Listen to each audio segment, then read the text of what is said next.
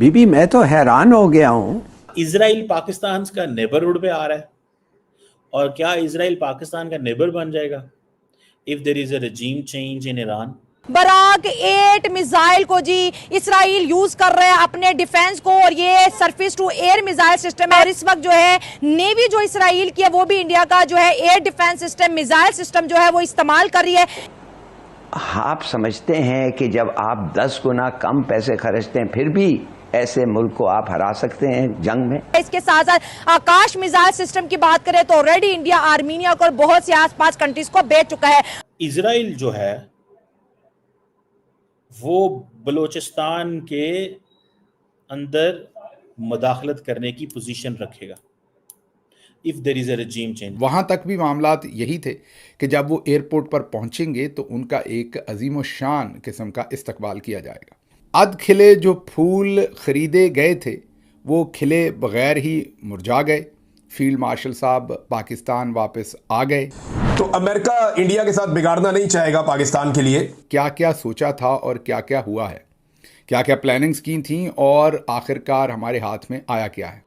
India on one side, Israel on other side. दो आपके जो नेबर कंट्रीज हैं, ईरान इंडिया के साथ तो पहले ही नहीं बनती, इंडिया के साथ तो पहले ही नहीं बनती, तो फिर क्या होगा भाई? आगे क्या होगा? हम किधर जाएंगे?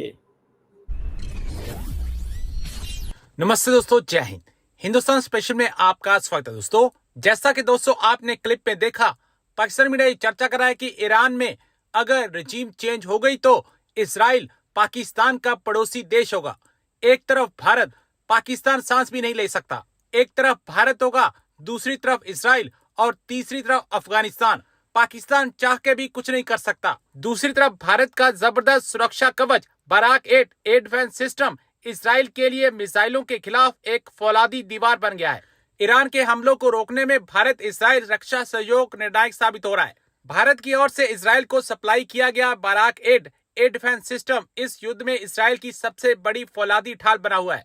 भारत और इजरायली इंजीनियरों ने मिलकर इस मिसाइल डिफेंस तकनीक को तैयार किया है, जो दुश्मन की क्रूज मिसाइलों, बैलिस्टिक मिसाइलों, ड्रोन और विमानों को 70 किलोमीटर की दूरी से ही नष्ट कर सकता है। बराक 8 एक अत्याधुनिक सतह से हवा में मार करने वाली मिसाइल प्रणाली है, जिसे भारत की डीआरडीओ और इजराइल की आईएआई ने मिलकर विकसित किया है। इजराइल पाकिस्तान का नेबरहुड पे आ रहा है, और क्या इजराइल पाकिस्तान का नेबर बन जाएगा if there is a regime change in Iran?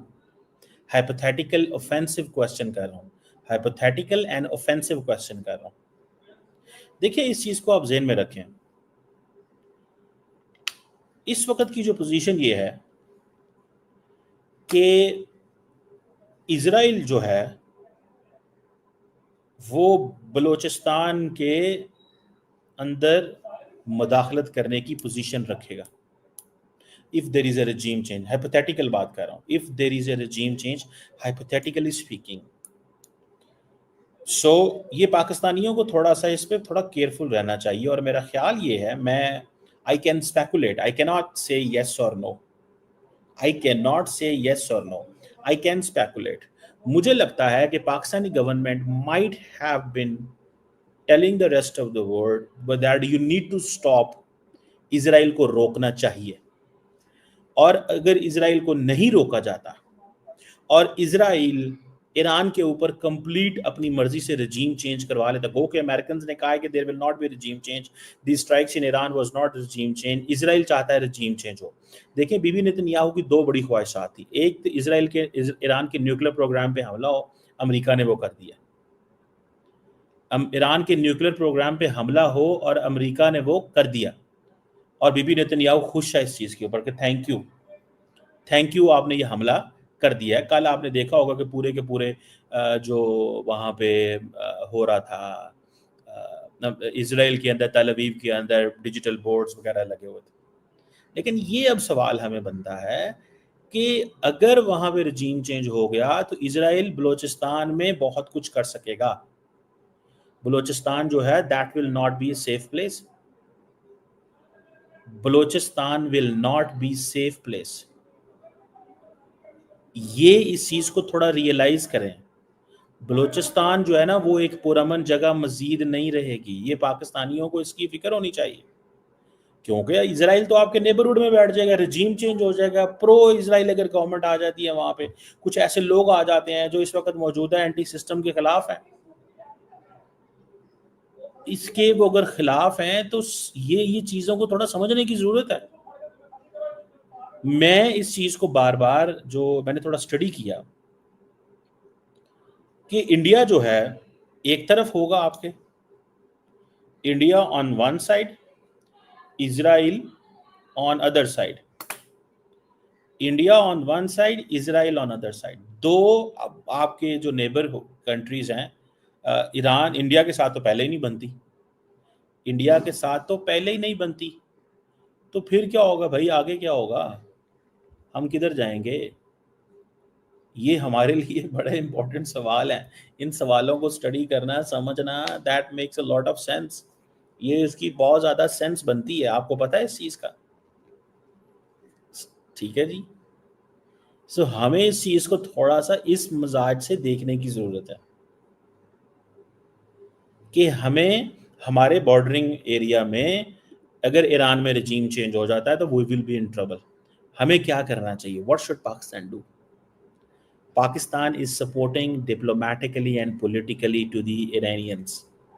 हम किसी जंग का हिस्सा नहीं बनना चाहते, neither we can afford nor it is our war, nor हमें इस चीज़ का मसला नहीं है। मेरा ख्याल है कि पाकिस्तान इस वक्त अमेरिका को ये एडवाइस कर रहा है कि आप थोड़ा सा मामलात को इंगेज करें, ठीक है, आप थोड़ा सा डिप्लोमेटिक सोल्यूशन की तरफ। वहाँ से उन्होंने पहुँचना था पाकिस्तान। वहाँ तक भी मामलात यही थे कि जब वो एयरपोर्ट पर पहुँचेंगे तो उनका एक अजीम शान किस्म का इस्तकबाल किया जाएगा। उनके करीबी साथियों ने इवन शहबाज शरीफ साहब को, मरीम नवाज साहबा को और जो दूसरे गवर्नर और वज़रा आला हैं उन सबको कहा था कि एयरपोर्ट पर जाकर आपको फील्ड मार्शल साहब को रिसीव करना चाहिए। बहुत बड़ी कामयाबी वो समेट कर वापस आ रहे हैं। कुछ लोग जाने को तैयार थे। नून लीग की लीडरशिप जो है वो थोड़ी हिजान में मुब्तला थी, उनको समझ नहीं आ रही थी, लेकिन पीपल्स पार्टी के लोग जाने को तैयार थे, गवर्नर्स और दूसरे लोग, तो सब तैयारी हो चुकी थी। सिर्फ इतना ही नहीं, एयरपोर्ट पर तो रिसीविंग करनी थी, बड़े खूबसूरत फूल शूल ख़रीदे गए थे। उसके साथ साथ कौमी सतह के ऊपर जिस तरीके से ईरान अपना इंडिया के साथ जो हमारी झड़प हुई थी, उसके बाद जिस तरीके से हमने अगले कई हफ्ते, बल्कि अभी तक भी हम यूनिवर्सिटी कॉलेजेस के अंदर जा रहे हैं, पूरे मुल्क के अंदर जश्न का समा हमने बर्पा कर दिया था, बहुत सारे इवेंट्स किए थे, नेशनल लेवल का जश्न किया था, फील्ड मार्शल साहब की होर्डिंग्स लग गई थी, बड़े बड़े बिलबोर्ड्स लग गए थे। बिल्कुल उसी तरीके से DGISPR साहब ने एक पूरा प्लान मुरतब किया हुआ था कि पहले एयरपोर्ट के ऊपर एक जश्न चरागा होगा, फूल ख़रीद कर दिए जाएंगे, घोड़े नचाए जाएंगे, उनको रिसीव किया जाएगा। उसके बाद पूरे मुल्क के अंदर एक नेशनल सेलिब्रेशंस होंगी। लेकिन इस सारी चीज़ के आड़े आ गया सदर ट्रंप का नोबेल इनाम। जी हाँ, वो ऐसा नोबेल इनाम के लिए हमने उनको नामज़द कर दिया कि अब वो हमारे गले पड़ गया है।